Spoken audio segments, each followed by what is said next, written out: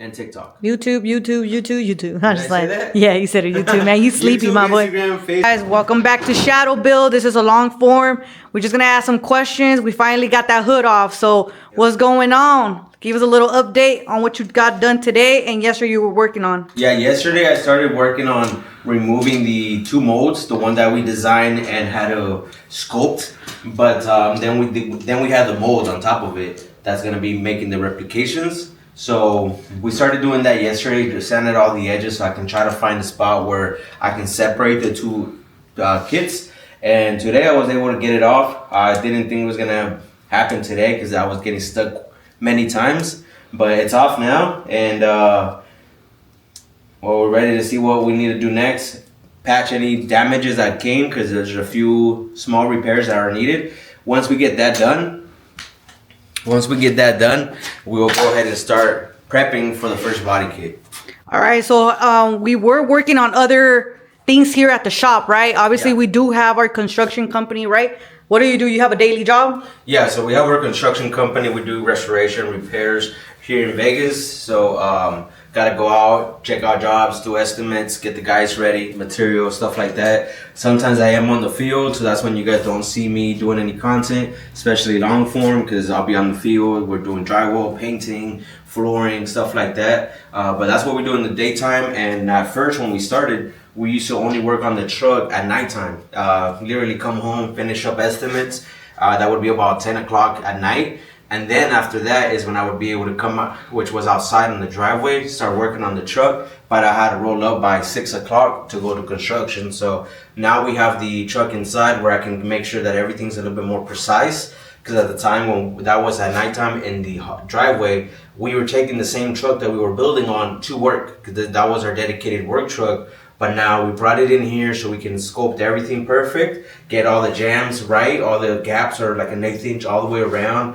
Now the two doors, the headlights, everything's a good fitment. That was all done because we were able to transform the garage here into our shop. It is a mess right now, right? Yeah, we just finished. Yeah, it is a mess. So I mean, everything was all cleaned up. You know, we finished this thing. Wait, talking about that. So we're gonna go on what we got done during that time as well. That's why we also kind of delayed. But you want to show what we were building right here? Yeah, right here we have the miter saw station. This is a flip top. So on the bottom I have a D-wall planer, so that way I can get my wood plane to flatness. And on top I have my miter saw station, and I have this custom fence with custom rail stoppers. I have some few extra things that are gonna come. I have to flip that around, just so you guys can see. Don't say that I put it backwards or that it doesn't work. That'll be my stoppers. I still have to put a measuring tape somewhere. Get a few more stoppers. The sides here. Both sides, right? Yeah, both sides have a flip up table that's good for our miter saw and our planer, because when we have to plane something, you always have something that it digs at the beginning and the end of the board on your planer, and on your miter saw you're trying to hold it down, which is unsafe. So now I'll add another addition to the fence here after I level this up, and I'll be able to use that as stoppers, as measuring, and as safety for both the miter saw and the planer. And then obviously we made the drawers here. We painted them to match the upper cabinets, so just took time to make everything match. So we did the upper cabinets as well. How long do you think that took you? And where'd you get that paint from? Like, where did you shout them out to? Who? Yeah, this is shout out to Sherwin-Williams. This is their exclusive gallery series. Is their cabinet paint. These are all rolled on, including these. Everything was just sanded down with like 40 grit and 80 grit. So I didn't even take the time to perfect everything. If you look here, it was all scrap wood. Some of them is MDF, some of them is plywood. It was just in a pitch. I was trying to make something work. So this is a good finish for it being multiple woods and inconsistency. And I didn't go down to like 120, 220, nothing like that. It was just 80 grit. 3 layers total. 2 layers was enough, but I just did another third one. We had extra paint, and so it will level even more. But the paint is a little expensive, but it levels and it's really resistant. The sheen is nice. This is a flat or a eggshell. Really good paint. So I really recommend that one if you guys can afford it. So before we go on to the other side, why is the door taking off right here? I had to take the door off so I can get in between the actual jamb of the body kit so I can start separating it. I'll show a couple of videos where I'm actually prying them apart, and if the door was on, I'd never be able to get to that. Right. On the other side, we have a suicide door. Yeah. You're planning on doing it on this side, and you will be doing a video on that? Yeah, because on the other side, I still need to find out where I left off, because that one was since like March of last year when I stopped working on it to progress on the body kits. But I'll finish that up, see exactly where I was at. But when I transition over here to the driver's side, I will document the whole thing. Careful behind you. Where I take this, you know, it has the old school squeaky OEM 25-year-old. Damn, that shit sucks. The front ones did the same thing, but I did swap those out to brand new ones, so those shouldn't be an issue. But the back ones, it was either replace them with OEM or just go all out and do a suicide. So that's where did you get your information for the suicide doors? Suicide, I didn't have any information that I found, so that's why I need to find out where I left off, because it was all kind of a figure it out kind of thing. There's no videos that I was able to find. I tried to find anything. The most that I could find was a couple videos on suicide doors, but they were like on Chargers, Challengers, something like that. So nothing on the truck. No one was showing the process. So literally figuring it out. The other door, I think I took it off like about 20 times, readjusted all the welds and everything. It would close, but the gaps would fall, or it wouldn't want to close. It would fight. The gaps were all wrong. So it took a while for me to get them to where they are. It's all nice now, but I still need to figure out the latch. I need to figure out if we're gonna remove this B-pillar, if we're gonna keep the support on the other side, or if we're gonna open it all completely up. If I do that, I would put a roll cage just for safety. Might not need it, but just in order, since we are also doing a sunroof and a loud sound system on here, I wanna make sure it's all nice and rigid and it doesn't need any additional support. So that's a little bit of extra work we'll be showing once we get to the actual welding. All right, what's behind you right there? You were working on that too as well, This right? here, yeah.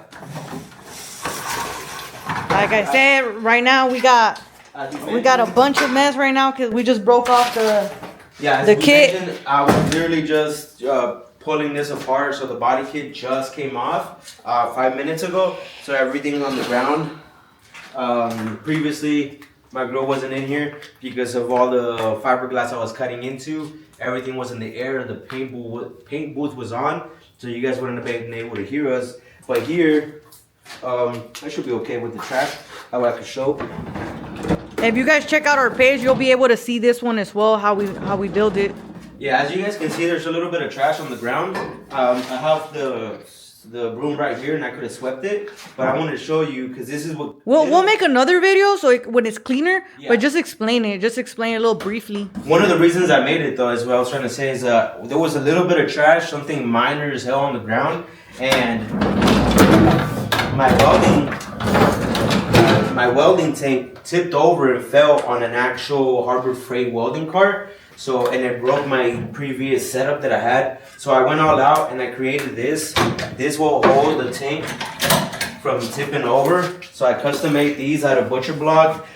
Finished them on the sides with some nice walnut and stuff. Stained it all nice. But this will grab them perfectly snug. The only way that this will fall is if the entire cart flips over to the side or something. But still, the tanks will be nice and secure, and they won't be coming out. So that'll keep me from, worrying about the tanks themselves. But hey, how long did this take you? What did it take? Maybe a month. Within a month. About a month, Yeah, or this one. month No, or not too. Not longer. No, this one was pretty quick. That one took a overall long time. But this one has a little bit of storage stuff. Still trying to figure out what kind of storage it is.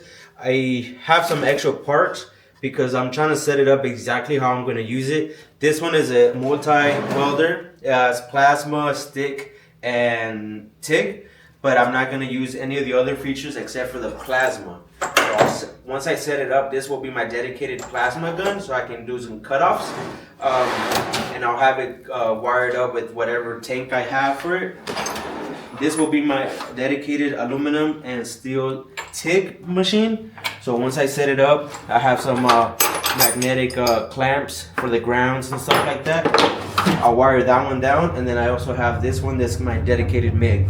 I added like everything else that I've been making. I added this little flip up table. That way I can have my tools here exactly when I'm gonna weld or work on something. I can set them up over here and I don't have to have them on the ground, on the wall, or... And is it adjusted to your height? Yeah, I just adjusted to the preference height. I wanted something that wouldn't be too low. So this right here shouldn't be too bad. Not bad for the back. This one's not adjustable. The welding table that you'll see in a bit, that one is adjustable. It has hydraulics, but the mechanism or the modules that were on the actual platform legs, they're not working with the weight because they're probably getting the sensors tripping out. So I'll have to hardwire them myself, but that'll be at a different time.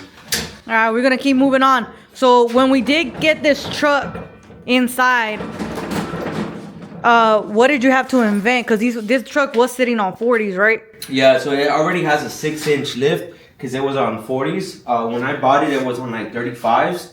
From there, I went to 37s, 39s, and then I went to 40s. 6 inches clears the 40s, but because of the 6-inch, it is only an inch lower than the header of the garage doors. So there was nothing on the market. Even those little shop wheels that you see, the orange ones that you see many shops have, they still would have been too high because the center of it is about I think 16 inches or 12 inches, something like that. So I needed it at maximum 10 inches, and this was the lowest kind of jig that I could make. It's got some casters, and it's just plywood 2x4s glued together. They got like 4-inch or 6-inch lag screws all the way around, and that's what's holding the entire truck. How did we get it in here, man?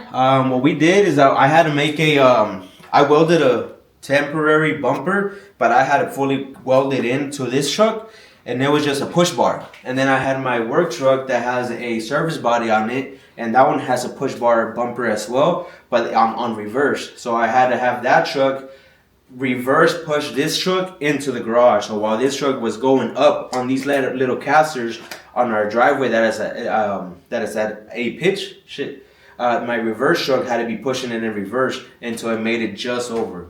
So literally inch by inch, scooting it up, putting blocks, making sure everything. In one of our first YouTube videos, we show that, right? We show that how you had to push it on your own because you had to use manpower. Yeah. So that's when we ended up getting little Robo. Yeah, Robo's over there. Robo over there somewhere. Yeah, you guys, if you guys are doing some kind of project where it's really heavy. I'll show this. We'll get to show this once we're getting the truck out of here and stuff, and getting the other trucks in. Right. Let's just move some things around, guys. Hold on. But this is Robo. This Robo little Wally right here. This is our little Wally right here. This thing is made to. Let's see if it still has power. I think so. This thing right here.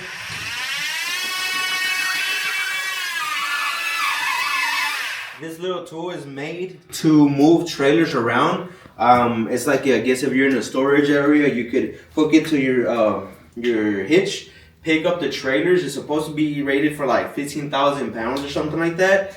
The truck itself, I believe it's like 9 or 10. So we haven't tested it. I got this after we had to move the truck in, but this is how we expect to get the truck out. I did make this custom mounting jig that we have been used, and we already tested it to move the truck around a couple times in the shop. But this bolts directly to where the OEM bumper would bolt into. So you would remove the OEM bumper on this 2500 HD frame, and these are all mounting brackets exactly where the OEM mounts, and then you could add a hitch to your front of your Duramax.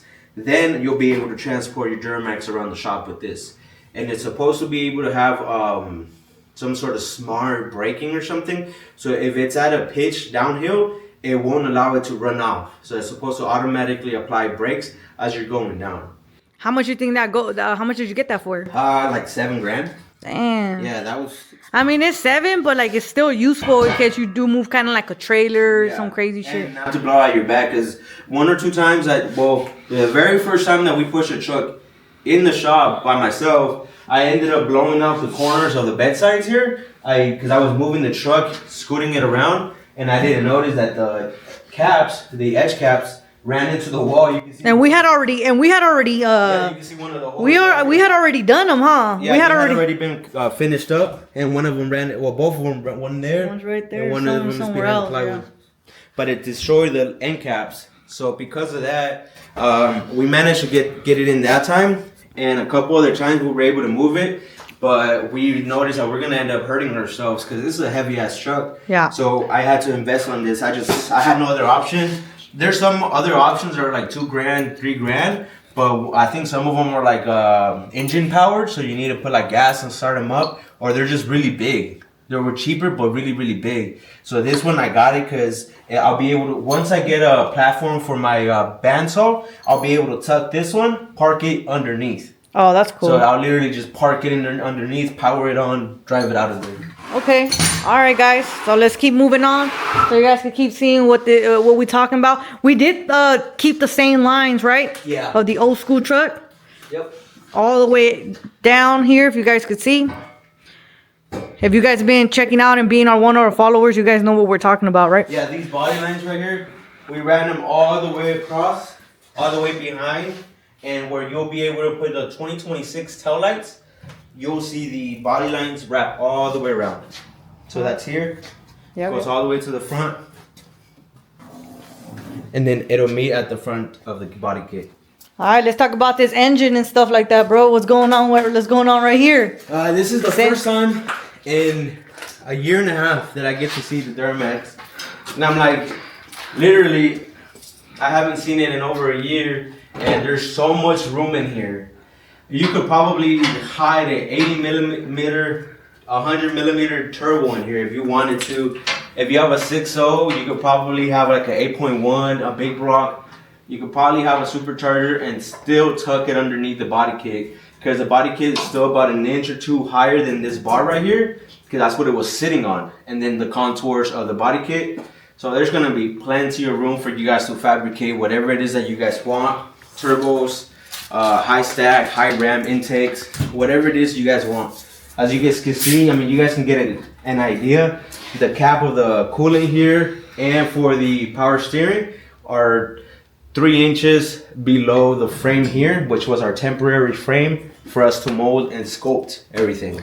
Was it easy taking off the kit, yes or no? Hell no. Okay. Yeah, I was sweating my ass and getting frustrated. Yeah? Yeah. And you got some experience though, because you are coming out with other conversion kits, correct? Yeah, so there's gonna be quite a few kits that I make, careful behind you, that we are already planning, and so it's all learning experience. I'll have to plan out how I'll make it easier to remove, and definitely not go light on the wax or the gel coat removal. Obviously we don't want to add an entire coat where it makes a barrier and it doesn't get the correct shapes. Which we did apply 2 wax coats and we buffed it in, and then we added 1 light mist of silicone mold release agent. But we'll probably look at different products or maybe a few more additional caps on it so it releases a little bit easier. But here is the actual body kit, and if you step back you can see how big it is. This is I'm gonna step back because obviously it's not that big in here, huh? Yeah. Especially now with this truck. Yeah. Like if we start coming in with the smaller trucks that we're also thinking in mind, that would be what? We have an 05 GMC Sierra that is a single cab. It does have a service body right now, so it has an 8-foot bed. But we are going to be removing the service box body for a short bed. So that'll be a project, but it'll get small, and it's already a single cab, so that'll give us a room. And then we have an 2026 Silverado that we'll be making a body kit for that as well, for the brand new generation. So that'll come in here, and it's already a short bed, and it's already a single cab. So it'll be a lot smaller, and I'm making it a lot easier for us. And then we also got the other project, which is? The other project, that one is going to be difficult. I don't know if it'll happen here. Oh, shit. Yeah. Because it's a little tall too, huh? It's already tall. So it is a little small in here, guys, so that's why I am backing up a little bit, but that's the conversion kit right there. Finally got it off. And that is the welding table you were talking about too, right? Correct. So I'm trying to spin so you guys can see with the body kit. And this has cabinets on it, and it has a woodworking flip up table on the other side. So I have a router table and a table saw attached to this table that flips up. So the table alone is probably close to 800 or 900 pounds. You guys saw that it was easy to move around, and it has the body kit on top of it, but you can see how big the body kit is. So we are gonna be planning on, if you want a big one piece, we might still provide that if you are willing to work with us with the shipping and stuff, because it's gonna be very difficult to ship this across the country. But we are planning on making smaller pieces where you guys can have the normal operating 3-piece, where it'll be 2 fenders and the hood all separate. Yeah. Are you trying to? So you could well, hold on. Let me get myself together. So you're gonna be doing a group buy on this or no? Yeah, I'm gonna make. So as soon as, well, now I gotta get going. I got the program for the website, but I haven't uploaded anything. Obviously, I want to upload a picture of what it is that we're gonna be promoting, so you guys know what you guys are prepaying for.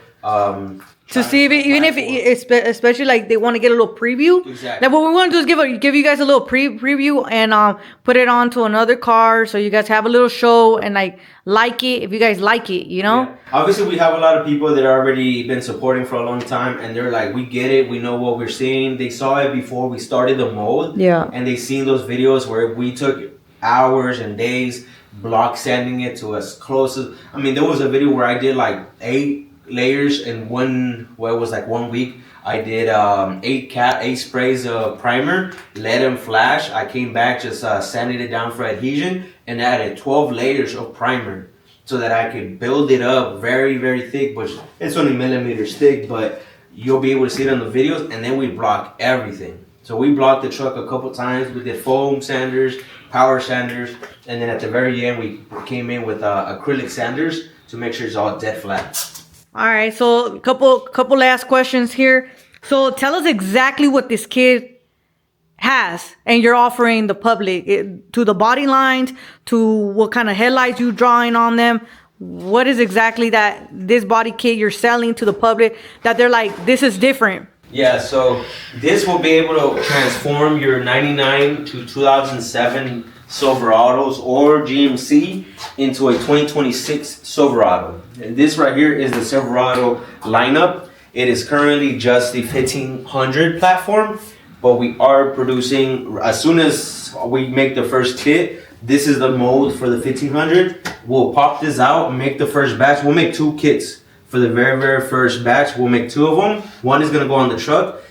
One is gonna go on the small truck, and one of them is gonna go back on this Duramax for molding. We're gonna do the exact same thing, but obviously a lot bigger, because we're already gonna have 90% of the body that we're gonna keep. All we're gonna retrofit again, it will be like this corner piece, so that we can apply the 2500 grill, headlights, and bumper into it. That'll be our second body kit. As soon as we do that, same thing, pop that mold off, make that first kit, bring it back in, and then make the third option that we will be releasing what it is that we're doing once we get to that part. We'll let you guys know what that is, but that's going to be the process. So it should be a lot quicker to get those.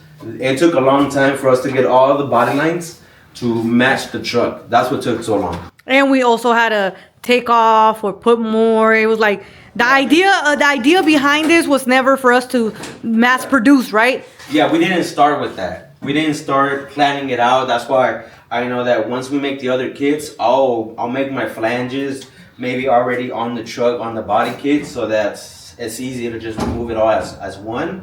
And just production, removing, getting it off and all that will make it a lot easier, a lot less damages. I think there's some little things that are like air fittings, and you can connect them in here in the mold, and then you just put air, and it kind of tries to like release it. Yeah, you told me about that. There's something like that I might try, like, you know, because that'll be part of the mold. So if it's worth it, I'll try it. But right now we have minor stuff that I had to sacrifice, which are the inner lips of the actual body kits, the ones that roll into the truck on the very bottom, like or the wheel well.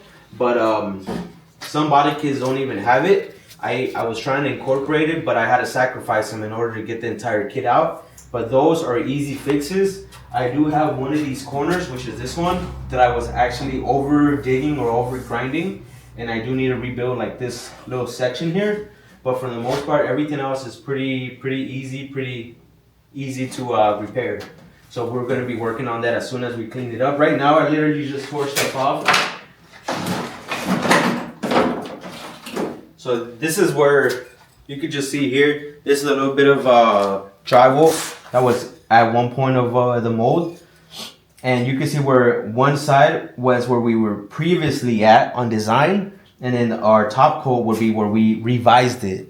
So if this sat somewhere around here, and our body kit used to be a little bit more flared up, a lot more curves or something, and we decided to retrofit that and make it smoother or change the angles. So there's a lot of difference that we had to change. So this is revisions that took us until we landed on something that had the body lines, just everything flowing. I don't know if I asked you this yet, but did you talk about the tail lights and the headlights already? The tail lights and the headlights? Yeah. So the headlights, any of the 1500 platform will fit on this mold. That's going to be our very first one ready.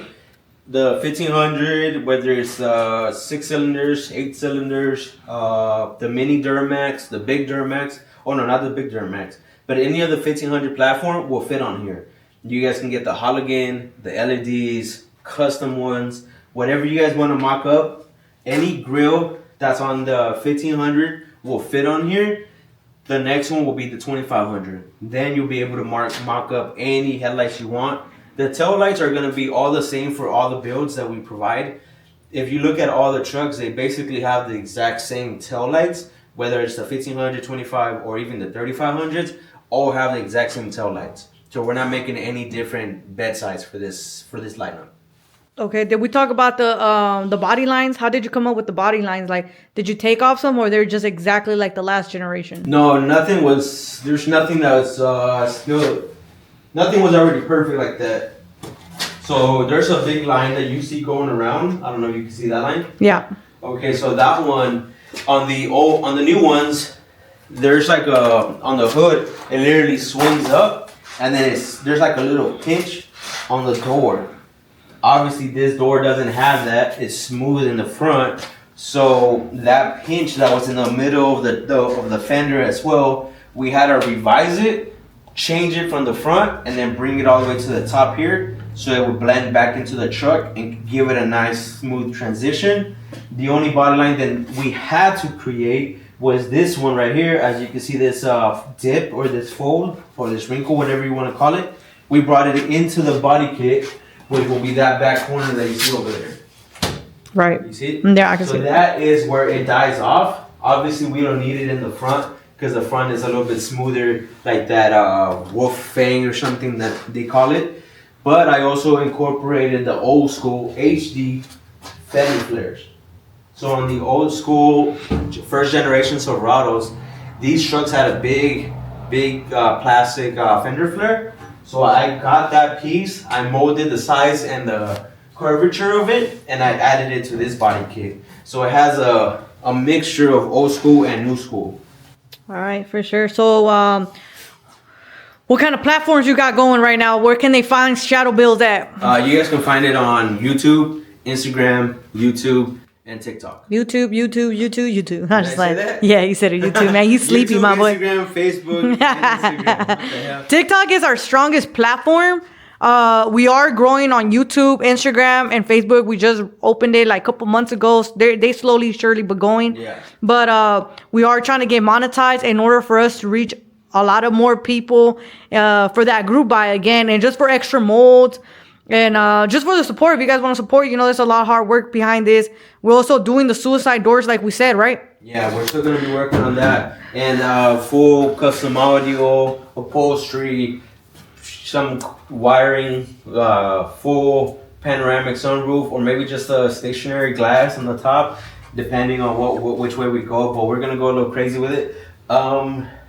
Because since we're going with coach seats in the back, the same power seats that are in the front, we're gonna be putting them in the back, so they already incorporate the seat belts. It's more of like a luxury thing and for symmetry. But I noticed that you won't be able to recline too much, so I might turn this into like a small version of a mega cab, like the Dodges do, just so you can recline a little bit with the power seats. But that would definitely have to be after all this. I would have to bring the truck back in after everything's working already and work on that because I don't want to hold up the body kits right now. How did you pop it off? How did you get it out? Like, did you use the hinges that you the bottom part, like the welding part that you did? Oh yeah. Did you use that to pop it off? No, not to pop it off, but to carry it. Oh, okay. So it's so I can carry it, maneuver it around. So it was okay. good thing that I put. Show me the other side on the back, so you could talk a little bit of why you put that on there.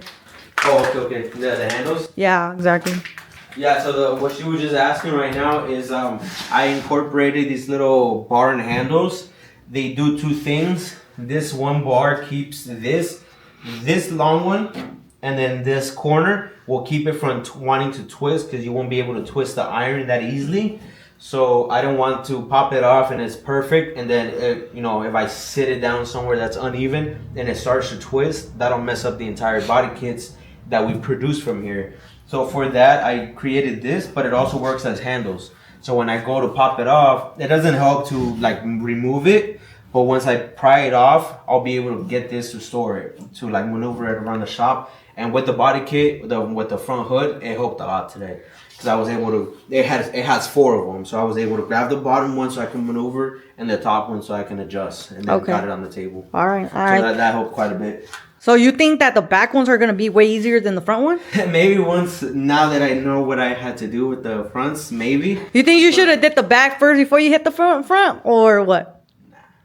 Nah, that's the more important part, huh? Yeah. Same thing with the front is I've been already planning for days and weeks.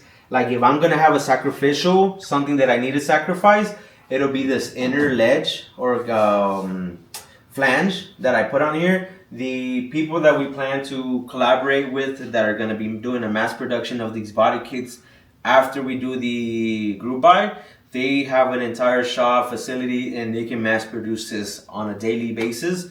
But they asked for this inner flange because that seems to be a hot topic or something that people regularly ask for. So I try to include it and it's there. But I think in order to remove it, I might have to sacrifice that and then find a way to put it back on or rebuild it afterwards and make a flange afterwards. Because to me, it's more crucial to get this radius that I made, including the body line, and keep that as close as possible to what it is now. That's my priority. I can rebuild this. But this right here took us a month or 2 to get it dialed in. We took the time to make sure the gap was even, the radius was the same, the bevel right here was the same. That took a long time. So in order to replicate that, that'll take a lot longer than for me to just clamp something in here, make sure it's level with the flange, and call it good. I think that's it. I had a question, but se me fue el rollo, güey. So that's it, guys. Just a little long form video. We haven't been posting long form videos. We've been doing a lot of live right now, huh? Yeah, a lot of lives. Seems to get us a little bit of exposure. A couple followers, questions, stuff like that. And I try to get you guys the best kind of videos, follow close-ups of what I'm doing. So if you guys need anything, have questions, just let me know. I'm doing my best to get those videos. My wife can't be in here all the time. If I'm welding, she can't be in here. She has an allergic reaction, so it's just me trying to record everything that I'm doing and explain to you guys best that I can. All right, man. So hopefully y'all see this shit on SEMA next year. Start collaborating with some people. Start selling some kits. Y'all join the ShadowBuild team and let us know. Peace.